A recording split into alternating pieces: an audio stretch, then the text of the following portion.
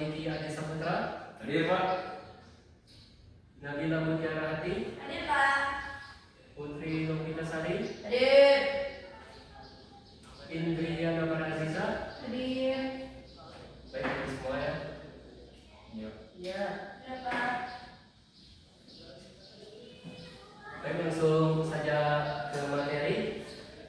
Apakah sebelumnya kalian tahu apa itu drama? Belum Pak. Baik, kita belum tahu, akan sedikit menjelaskan tentang drama.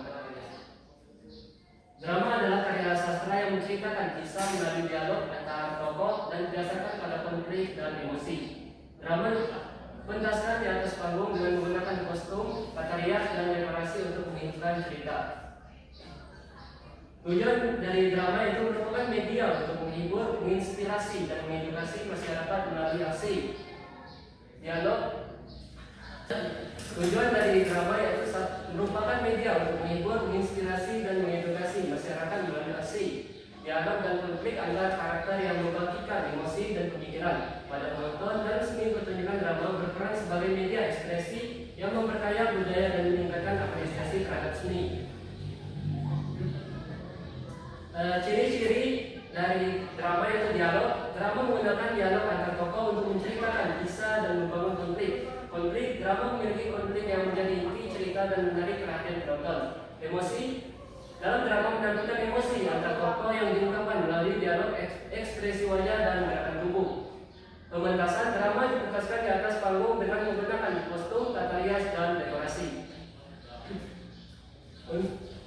Unsur-unsur drama. Satu, alur cerita. Alur adalah urutan peristiwa dan konflik yang membangun cerita.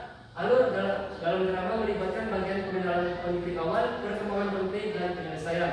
Dalam dunia drama ada 3 jenis alur yang umum. Satu, alur maju. Alur maju mengikuti kronologi cerita secara berurutan. Yang kedua, alur mundur, menampilkan peristiwa mundur atau sorot balik. Dan yang ketiga, alur campuran. Alur campuran merupakan gabungan antara alur maju dan mundur yang juga dikenal sebagai pokok. Unsur-unsur tokoh. Penokohan dalam drama menggambarkan karakter tokoh yang memerankan alur cerita. Ada 2 jenis tokoh berdasarkan peran utama dan pendukung. Satu, tokoh utama.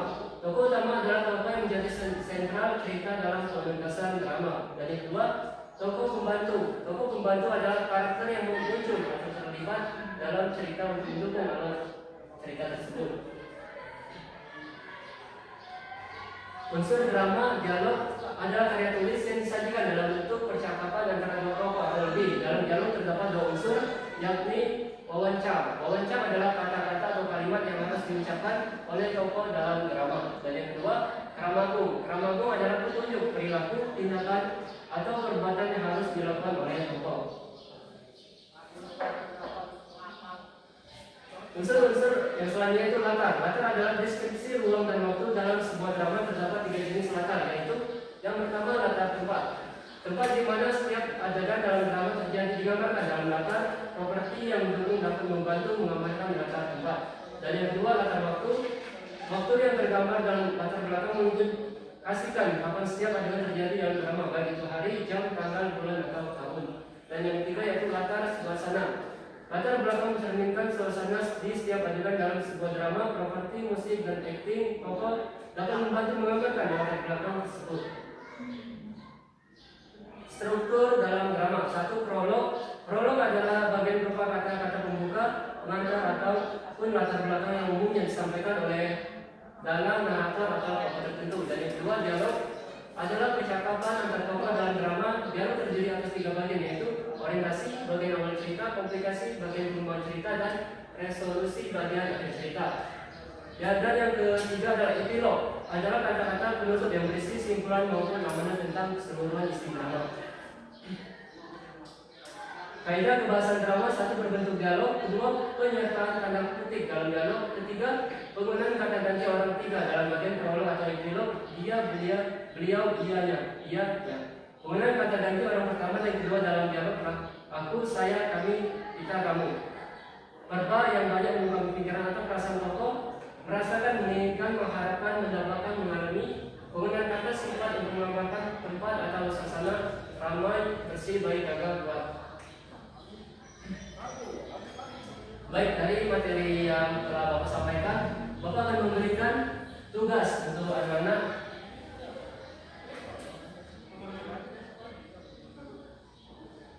Baik, Bapak akan memberikan waktu 10 menit untuk anak-anak mengerjakan tugas diskusi.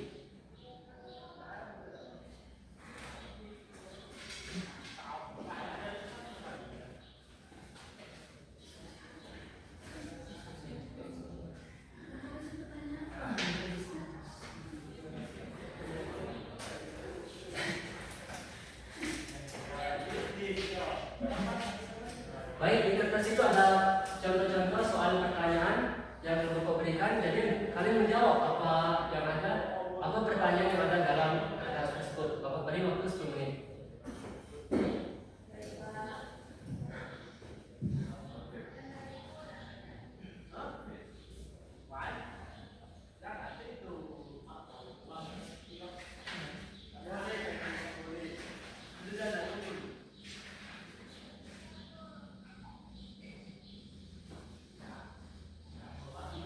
Setelah Bapak berikan tadi, Bapak akan memberikan pertanyaan. Siapa yang dapat menjawab pertanyaan dari Bapak? Soalnya, bagaimana peran tokoh utama dalam tokoh pembantu drama dan drama saling melengkapi dalam membangun alur cerita? Berikan contoh dari drama yang pernah kalian baca atau tonton. Yang bisa silakan menunjuk tangan. Bisa. Baik, kepada Putri dipersilakan. Baik, jawaban yang saya dapat itu tokoh utama biasanya menjadi pusat konflik dan perkembangan cerita. Nah, jadi sedangkan tokoh pembantu itu membantu memperkuat karakterisasi tokoh utama dan memperjelas alur cerita. Nah, misalnya dalam drama Laskar Pelangi itu tokoh Ikal sebagai tokoh utama dibantu oleh tokoh seperti Lintang dan Mahar yang memperkuat cerita melalui karakter mereka masing-masing. Nah, mereka saling mendukung dan menciptakan dinamika yang menarik dalam cerita. Terima kasih. Baik, bagus sekali jawaban dari Putri. Silakan diberi tangannya. Baik, selanjutnya pertanyaan dari Bapak yaitu jelaskan bagaimana konflik dalam drama dapat menggambarkan realitas sosial di masyarakat. Sertakan pendapat kalian. Ada yang bisa menjawab? Indri, persilakan. Jawaban saya, Pak, konflik dalam drama itu seringkali diambil dari realitas sosial seperti kemiskinan, ketidakadilan, perbedaan kelas, atau konflik keluarga. Nah, misalnya dalam drama Sang Kuryang, konflik antara Sang Kuryang dan Dayang Sumbi dapat dihubungkan dengan isu sosial tentang hubungan keluarga, kejujuran, dan konsekuensi dari keputusan yang salah. Nah, drama menjadi sarana untuk menyampaikan pesan moral dan refleksi terhadap kondisi masyarakat. Baik, bagus sekali jawabannya. Beri tangan yang baik. Baik, pada anak-anak jika dari pembahasan yang Bapak sampaikan tadi ingin ada yang ingin ditanyakan, silakan. Pada Putri, silakan. Apa perbedaan drama dan sinetron, Pak? Saya tidak tahu soalnya. Perbedaan drama Dan sinetron. baik. Dari Putri, yaitu pertanyaan dari apa perbedaan drama dan dengan sinetron. Kalau drama itu karya sastra yang membentuk dialog dan tampilkan di atas panggung, sedangkan sinetron serial televisi yang disiarkan dalam bentuk episode harian atau mingguan. Nah, juga dapat dilihat dari media. Kalau drama panggung teater atau pentas seni, sedangkan sinetron televisi atau platform digital. Dan selanjutnya yaitu dari alur cerita. Kalau drama fokus pada memiliki struktur yang jelas awal, tengah dan akhir. Sedangkan sinetron cenderung panjang pada alurnya bertele-tele. Dan yang selanjutnya itu naskah.